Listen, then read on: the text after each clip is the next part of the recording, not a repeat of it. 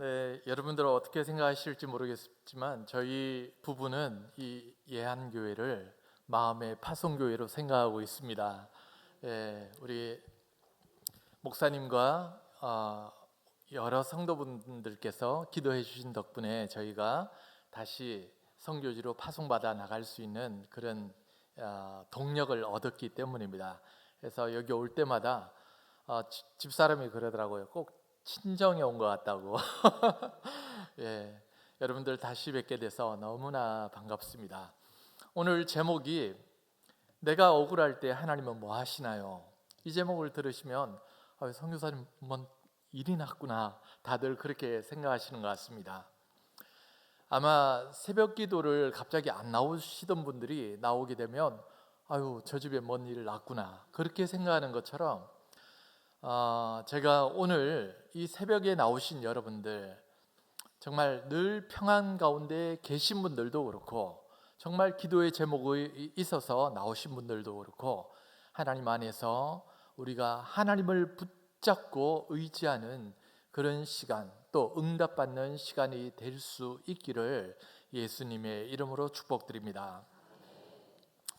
저희 선교지에서 최근에 이런 좀 억울한 일이 있었습니다.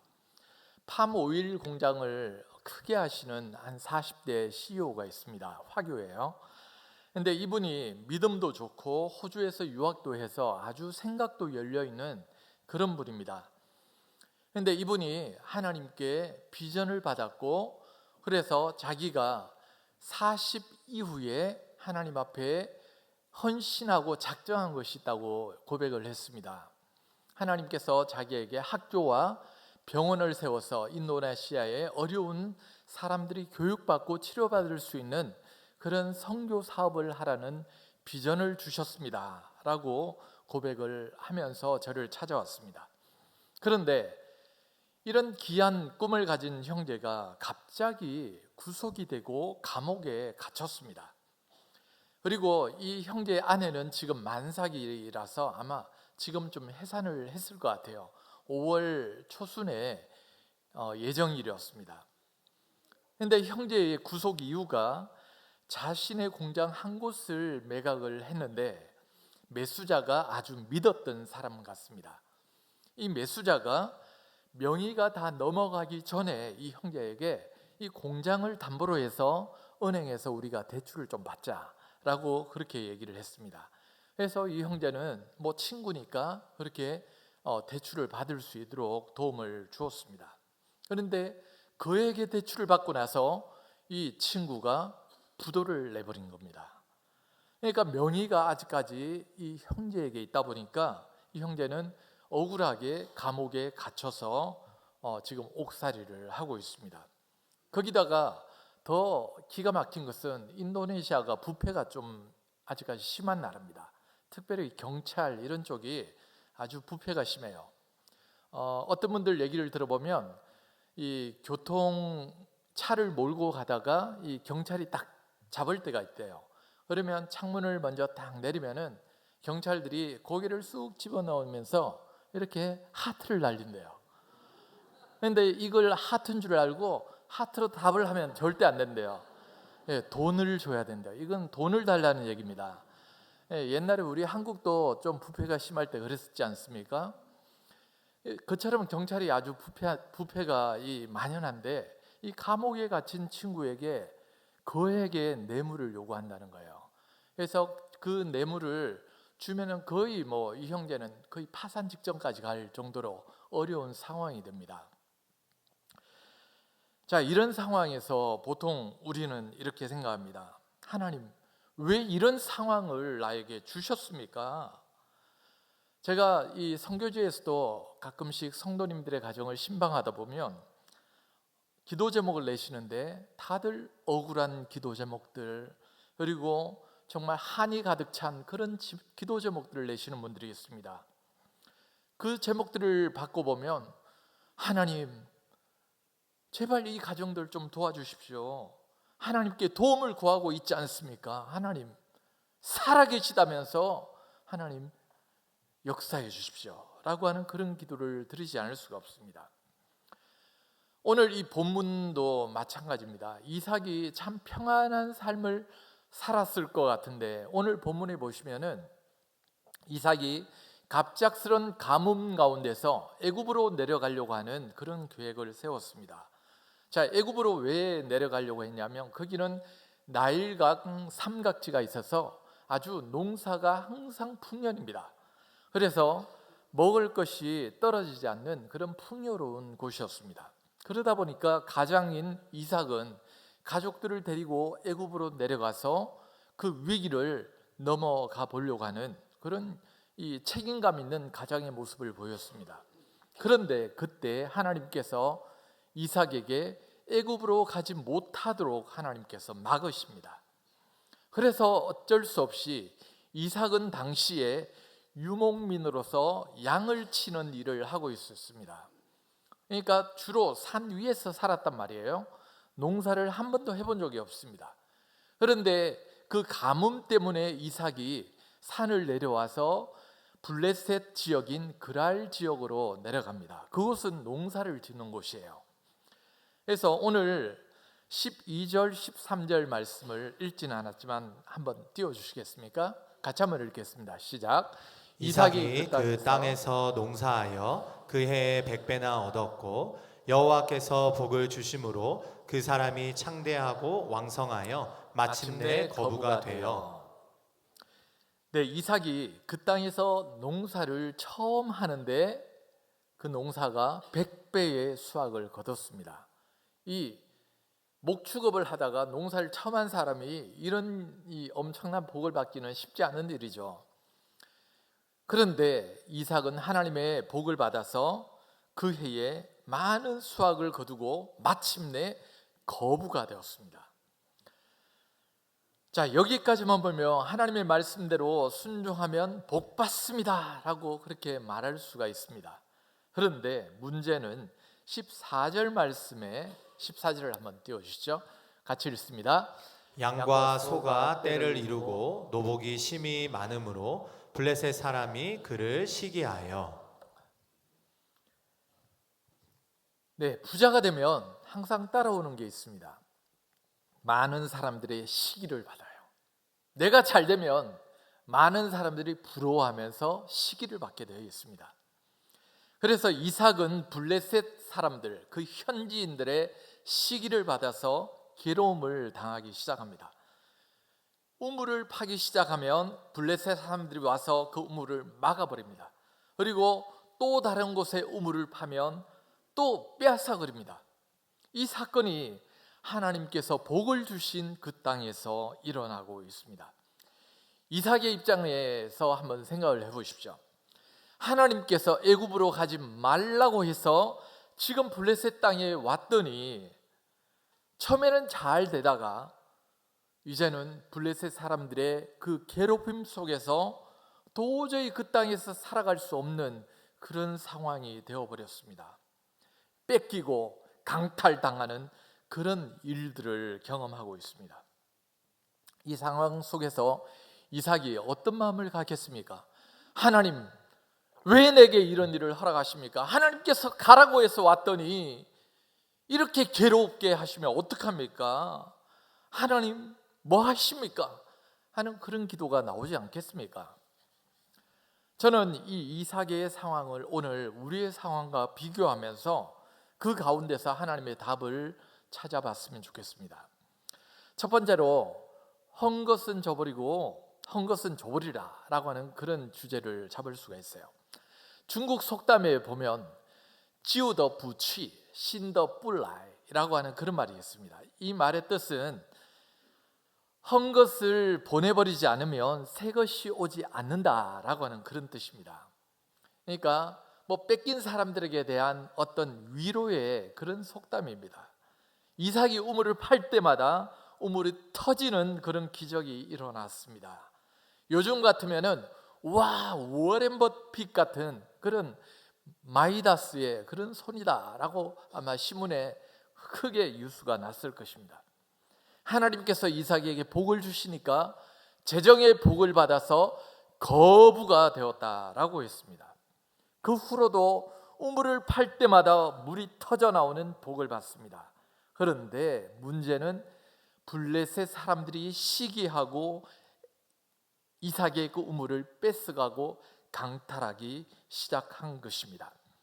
그럴 때마다 이삭의 행동은요, 헌 것은 줘버리고 새 것을 받는 그런 중국의 속담처럼 분쟁을 피하기 위해서 다 뺏기고 가져가라, 다 가져가라 하고는 또 이삭은 새로운 것을 찾아갑니다. 저희가 선교지에서 있다 보면 이런 일들을 경험할 때가 있습니다. 최근에 캄보디아에 제가 알고 있는 아주 존경하는 선교사님이 계시는데, 그분이 캄보디아에서 억울한 일을 당하셨어요. 이분은 캄보디아에서 아주 큰 사역을 하고 있습니다. 제게 이런 기도 제목을 보내오셨어요. 97년도에 저는 싱가포르 교회에 파송을 받아 캄보디아에서 사역한 지 28년째 됩니다. 그런데 17년 전부터 전국 4개 교도소에서 교육 의료 사역을 해오고 있습니다. 매년 교도소에서는 100명이 넘는 사람이 나올 정도로 캄보디아 정부도 칭찬하는 일을 해오고 있습니다. 그런데 얼마 전 저희에게 이런 사건이 생겼습니다. 터모방이라고 하는 캄보디아의 한 지역이 있는데, 그곳에 교회를 짓기 위해서 외부에서 팀과 목사님이 오셨습니다. 이 선교사님 사모님께서 팀들을 공항에서 숙소까지 모셔다 드리고 집으로 돌아오는 그 시간이 새벽 2시였습니다. 그런데 큰 사거리에서 사모님이 파란불에 지나가려고 하는데 그 신호 위반을 하고 롤스로이스 아주 고급차가 와서 사모님 차를 박아버린 겁니다. 그리고는 이 차는 뺑소니를 쳐버렸어요. 사모님은 너무 놀라가지고 그 자리에서 한참을 서 있었습니다. 그리고는 차가 뺑소니를 해버리니까 어쩔 수 없이 사모님도 돌아오셨어요.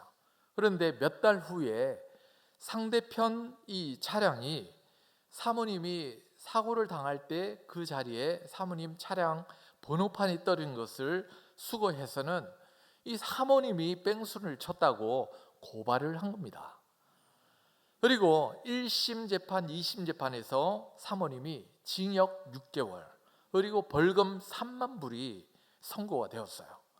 와, 얼마나 억울합니까? 그래서 이 사건이 이제 대법원까지 올라갔습니다. 이 가정은요, 캄보디아 총리로부터 표창장까지 받은 그런 가정이기 때문에 이 정부에서도 참 인정하는 그런 가정입니다.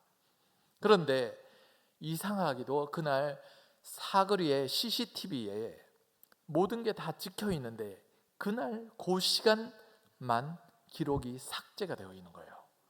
알고 봤더니 이 가해자가 경찰 중견 간부이고, 그리고 그 아버지가 법원의 고위급 판사였다는 겁니다. 이야, 이거 완전히 짜고 치는 고스톱이죠. 아무리 변호사가 열심히 선교사님을 변호해도 소용이 없고, 나중에는 이 법조인들이 이 변호사를 향해서 너는 못하러 외국인을 그렇게 열심히 변호하냐며 이 왕따를 시키기 시작했다는 겁니다. 뺏기로 작정한 자들에게 뺏길 수밖에 없는 것이 이 선교주의 현실입니다. 저희도 얼마 전에 이 인도네시아에서 사역을 하는 가중에 비슷한 경험을 했습니다. 제가 얼마 전에 와서 저희 인도네시아 문화선교센터에 대한 소식을 아마 전했던 것 같습니다. 그 선교센터는 이 화교 교회의 협력과 또 화교 교회 한 장로님의 헌신으로 아주 아름답게 건축이 되었습니다. 선교지의 이 선교센터 가운데서 엘리베이터가 있는 선교센터는 거의 없습니다. 그런데 저희 센터에는 엘리베이터까지 있을 정도로 아주 예쁩니다. 그리고 모던한 그런 디자인으로 아주 인테리어도 잘 되어 있어요. 그런데 저희가 또 건물만 있으면 뭐합니까? 그 건물 안에 들어가서 기도하면서 정말 어렵게 이 문화선교센터가 이제 세팅이 다 되는 단계까지 왔습니다. 그리고 전도의 열매도 막 나타나는 그런 과정 중에 이런 사건이 있었습니다. 갑자기 이 문화선교에 대한 비전을 한 번도 가진 적이 없던 한 사람이 등장하더니 그가 자기가 이 문화 선교를 위해서 기도해 왔다면서 그렇게 나타나더니 결국에는 이 선교센터를 강탈해 가는 그런 일이 벌어졌습니다. 저희는 선교지에서 나가라 하면 쫓겨 나갈 수밖에 없는 외국인이거든요. 그래서 힘이 없습니다. 저희 소유로 되어 있는 것도 아무것도 없었고요. 그냥 그 건물에서 무상으로 임대받아 저희가 거기서 복음만 열심히 전할 뿐이었습니다. 그런데 나가라고 하니 저희가 쫓겨나갈 수밖에 없었죠. 그런데 아시겠지만 개척 초기가 가장 힘들고 어렵습니다. 저희가 가장 힘들고 어려운 시간을 보내고 나니까 나가라는 거예요. 그래서 참 그 일로 인해서 저희가 마음에 억울함도 생겼고 마음의 상처도 받았습니다. 뺏기는 이 억울함을 경험하면서 저희 마음 가운데 하나님, 이제는 인도네시아로 가라 해서 여기서 저희도 이제 뼈를 묻나 생각을 했는데 하나님 여기서 또 쫓겨나게 하시는군요. 하나님 뭐 하십니까? 참 저희가 억울합니다 하는 그런 마음이 생기는 겁니다. 여러분들은 살아가면서 그런 일들을 경험한 적이 없습니까? 아마 인생에 연륜이 있으신 분들은 다 한 번 정도 이 뒤통수 맞고 억울한 일을 경험하셨을 겁니다. 억울한 일을 당할 때 하나님이 여러분들에게 어떻게 하시던가요? 가만히 계시죠. 가만히 계세요. 그러니까 우리 마음이 더 힘들고 억울한 거예요. 하나님 뭐 하십니까? 살아계시다면서요. 이럴 때 짱 하고 좀 하나님께서 도와주셔야 되는 거 아닙니까? 하는 게 저희들의 마음입니다. 그런데 하나님께서는 오늘의 본문 말씀처럼 억울한 일을 당한 이삭에게 하나님께서 그 억울함을 갚아주시고 신원해 주는 모습을 보여주고 있습니다. 하나님께서 어떻게 위로해 주시는지 한번 보겠습니다. 22절 말씀 다시 한번 읽으시죠. 시작. 이삭이 거기서 옮겨 다른 우물을 팠더니 그들이 다투지 아니하였으므로 그 이름을 르호봇이라 하여 가로되 이제는 여호와께서 우리의 장소를 넓게 하셨으니 이 땅에서 우리가 번성하리로다 하였더라. 아멘. 하나님께서는 비록 이삭이 강탈당하더라도 새로운 곳에서 손대는 것마다 우물이 터져 나오는 기적을 베풀어 주셨습니다. 자, 뺏기고 나서 가장 큰 위로는 더 좋은 것을 받는 거겠죠, 그죠? 하나님께서는 그런 방식으로 이삭을 위로를 해주셨습니다. 그런데 새로운 것을 받았다 하더라도 이 마음의 상처는요 쉽게 아물지 않습니다. 하나님께서 이제 이삭의 그 마음까지 만져주시는 모습이 나옵니다. 24절입니다. 그 밤에 여호와께서 그에게 나타나 가라사대 나는 내 아비 아브라함의 하나님이니 두려워 말라. 내 종 아브라함을 위하여 내가 너와 함께 있어 내게 복을 주어 내 자손으로 번성케 하리라 하신지라. 아멘. 하나님께서 이삭에게 친히 나타나서 약속을 하십니다. 나는 내 아비 아브라함의 하나님이다. 자, 보통 우리가 알고 있는 하나님은 아브라함의 하나님, 이삭의 하나님, 야곱의 하나님이십니다. 그런데 지금 이삭에게 나타난 하나님은 하나님을 소개하실 때 아브라함의 하나님이다 라고 소개하십니다. 자, 이 얘기는 아브라함과 함께 했던 하나님이 너 이삭에게도 함께 하겠다 하는 그 얘기입니다. 자, 그렇다면 오늘날 우리에게 주시는 하나님, 아브라함의 하나님, 이삭의 하나님, 이삭의 하나님, 야곱의 하나님, 그 다음에 뭘까요? 나의 하나님입니다. 아브라함, 이삭, 야곱의 하나님이 오늘날 나의 하나님이신 줄 믿습니다. 여러분들, 장로님의 하나님, 권사님의 하나님, 그런데 우리 자식 세대의 하나님이 아니십니까? 우리 자식 세대에도 하나님께서 동일하게 역사하시는 간정을 주시는 하나님이십니다. 오늘 이삭에게 나타나서 하나님께서 위로하실 때에 나는 너의 아버지 아브라함의 하나님이다. 아브라함에게 내가 도와줬던 것처럼 너를 도와주겠다 하는 그런 위로의 말씀이십니다. 그런데 여러분들, 우리가 하나님의 이 이름을 한번 살펴볼 필요가 있습니다. 하나님의 이름은 여호와입니다. 자, PPT를 한번 띄우시죠. 히브리어 성경에서 보면 여호와가 저렇게 생겼습니다. 히브리어는 오른쪽에서 왼쪽으로 읽어요. 그래서 저걸 읽으면 야훼라고 읽습니다. 그런데 이스라엘의 성경을 기록하는 서기관들은 이것을 기록할 때에 그냥 단숨에 적지 않고 야훼라는 단어가 나오면 목욕제기하고 와서 저 단어를 적습니다. 왜냐하면 하나님의 이름은 거룩하기 때문에 부정한 몸으로 기록할 수가 없다라고 해서 목욕제기를 하고 와서 저 하나님의 이름을 적습니다. 그런데 성경에 이 야훼라는 단어가 수없이 등장하거든요. 그러면 수없이 목욕제기를 하고 와서 계속해서 기록을 하는 거예요. 그런데 이스라엘의 저 히브리어의 알파벳은 고유의 숫자를 가지고 있습니다. 1565라고 하는 숫자를 가지고 있어요. 그리고 이 알파벳에는 고대 히브리어는 상형 문자와 같습니다. 그래서 어떤 모양을 본따서 글자를 만든 그런 언어입니다. 자, 다음을 한번 띄워보십시오. 그래서 이 글자 가운데서 두 번째, 네 번째 글자인 이 해라고 읽는데요. 저 해라는 하는 글자는 뭐같이 생겼습니까? 문처럼 생겼죠. 창문같이 생겼습니다. 그래서 창문을 열고 밖을 본다라고 하는 그런 보다라고 하는 뜻을 가지고 있습니다. 그리고 다음요. 첫 번째 알파벳, 저것은 요드라고 읽습니다.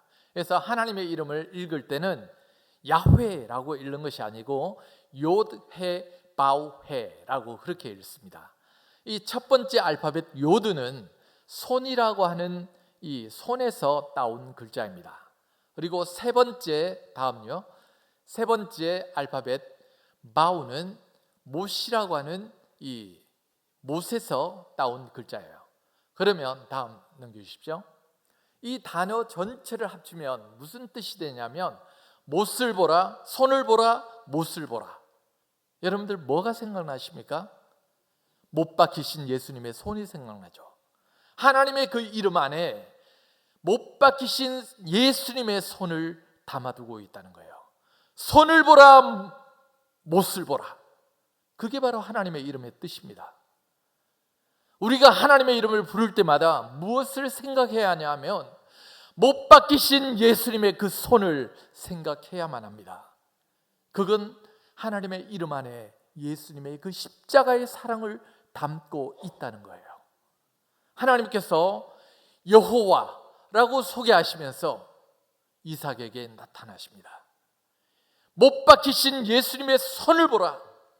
내가 너에게 예수님의 보혈로 너를 산도라 라고 하는 그런 의미로 나타나고 있다는 것입니다.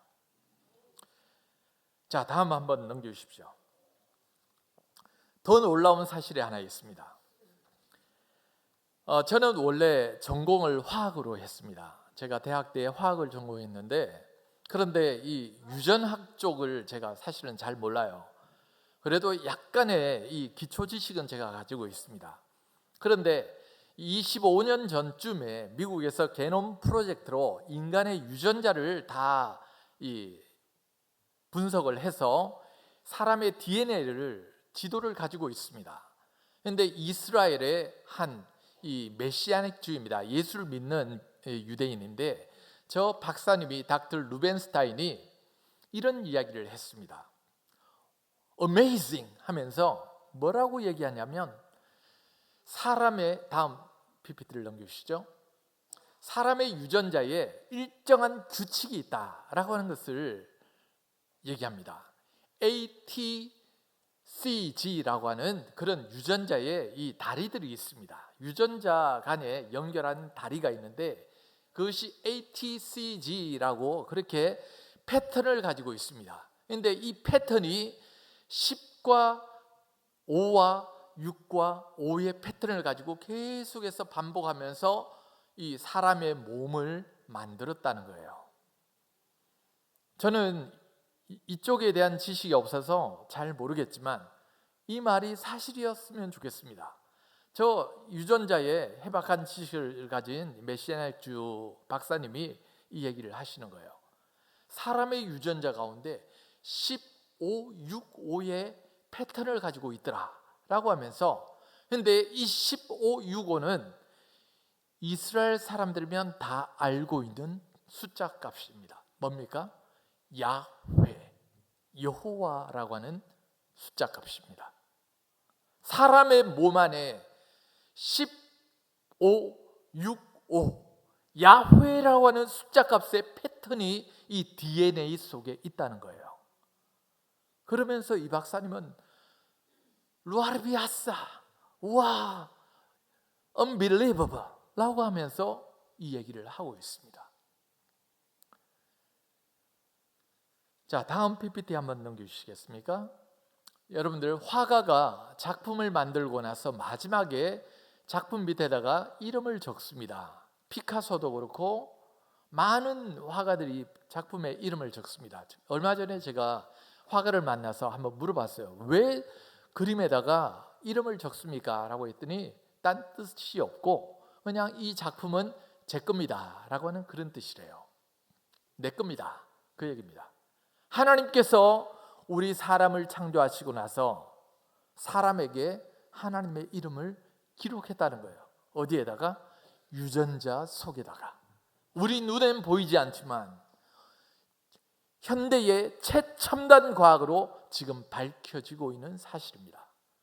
하나님이 창조하신 이 사람에게 하나님의 이름을 새겨놓으시고 하시는 말씀이 너는 내 거야, 내 것이야 라고 소유권을 주장하고 있습니다. 이사야 43장 1절 말씀을 같이 한번 읽겠습니다. 시작. 야곱아, 너를 창조하신 여호와께서 이제 말씀하시느니라.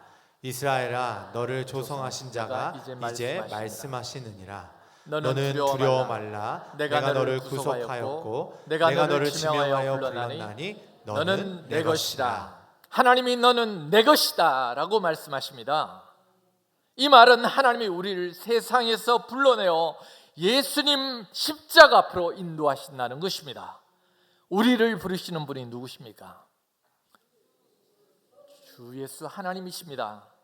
우리를 창조하신 분이 누구십니까? 아멘, 하나님이세요.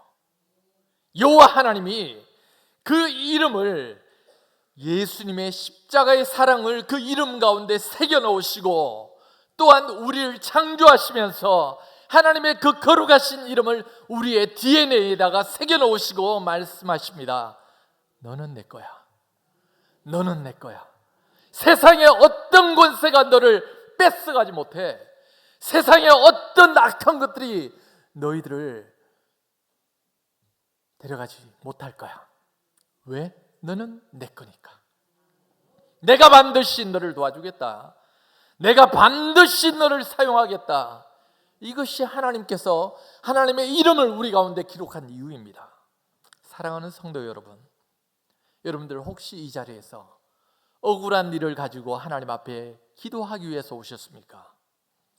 내가 억울할 때 하나님 뭐 하십니까? 라고 원망하십니까? 하나님은 우리에게 약속하셨습니다. 아들 예수님을 내어 주시기까지 우리를 지키려고 하셨어요. 예수님은 십자가에서 생명을 뺏기는 억울한 상황에 처했습니다. 하지만 예수님의 그 억울함 때문에 우리가 나음을 입었습니다. 예수님의 그 억울함 때문에 우리가 생명을 얻었습니다. 누군가의 그 억울함 때문에 오늘날 우리가 이 자리에 와 있는 줄 믿습니다. 여러분들, 내가 억울하다고 너무 하나님을 원망하지 마십시오. 하나님은 우리의 억울함까지도 사용하십니다. 예수님의 그 억울함을 사용하셔서 오늘 우리를 구원하신 거예요. 예수님의 그 억울함을 사용하셔서 오늘 우리가 나음을 입은 것입니다. 하나님은 오늘도 우리의 억울함을 신원하시고 우리의 억울함을 사용하셔서 합력하여 선을 이루시는 하나님이십니다. 그러면 억울한 저희들을 하나님께서 어떻게 신원하셨을까요? 저희가 쫓겨나게 됐는데 하나님 어디로 가야 될지 모릅니다. 우리 인도네시아 온 지 이제 얼마 안 됐고 말도 잘 모르고 여기 길도 잘 모릅니다. 하나님 어디로 가야 됩니까? 라고 하는데 발리에 계신 한 선교사님이 전화를 해왔어요. 김 목사님, 요즘 많이 힘드시죠? 우리 교회 와서 한번 말씀 전해 주십시오. 그리고 발리 와서 바람도 한번 쐬시고 가시라고 해서 그냥 보통 때 같았으면 아유 저 바빠서 안 됩니다 했을 텐데 아유 모르겠습니다 알겠습니다 하고는 그 자리에서 바로 비행기표를 끊어가지고 발리로 갔습니다. 가서 그 교회에서 함께 교제를 나누고 거기에 계신 분들을 만나는데 한 선배님을 만났는데 이분이 너무 잘 됐다는 거예요. 저희가 7월 달에 이동을 해야 되는데 본인이 7월 달에 한국으로 복귀를 해야 된답니다. 그래서 본인이 살던 집과 살림살이 다 놓고 갈 테니까 오라는 거예요.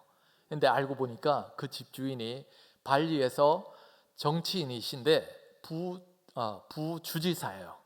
발리에 두 번째로 높으신 분이에요. 장로님이십니다. 교회의 장로님으로 섬기시고, 근데 이분이 학교도 소유하고 있어요. 그래서 학교에서 중국어와 한국어를 가르쳐 줄 수 있는 선생님이 필요하다는 거예요. 그래서 그걸로 비자도 해결해 줄 수 있다는 거예요. 그리고 교회에서 함께 사역할 수도 있다는 겁니다. 그러니까 발리에 아무 생각 없이 갔다가 가보니까 하나님께서 살 집도 준비해 주시고 일할 곳도 다 준비를 해 주신 거예요. 할렐루야. 저희의 억울함을 하나님께서 이런 방식으로 갚아 주시는 겁니다. 그리고 저희들에게 말씀하시기를 나는 여호와야. 김 목사, 나는 여호와야. 여호와가 뭡니까? 예수님의 그 십자가의 피로 내가 너를 샀어. 너는 내 것이야. 아무 걱정하지 마. 내가 너를 사용할 거야. 그게 바로 여호와입니다. 여러분들, 오늘날 여호와의 하나님, 아브라함의 하나님, 이삭의 하나님, 야곱의 하나님이 누구의 하나님? 나의 하나님이십니다. 나의 하나님 앞에 오늘 우리의 억울함을 신원합시다. 하나님께서 반드시 그 억울함을 풀어주실 줄 믿습니다. 기도하겠습니다. 하나님 아버지 감사합니다. 우리가 억울할 때 하나님 뭐 하십니까? 원망했지만 하나님은 우리에게 말씀하시기를 아브라함의 하나님, 이삭의 하나님, 야곱의 하나님으로 오늘날 야훼 나는 여호와라 말씀하시며 우리를 위로하십니다. 주여, 오늘 이 시간에 그 위로를 통하여 하나님의 응답을 받고 돌아가는 우리 예양교회 모든 성도님들 다 되게 축복하옵소서. 예수님 이름으로 기도드립니다. 아멘.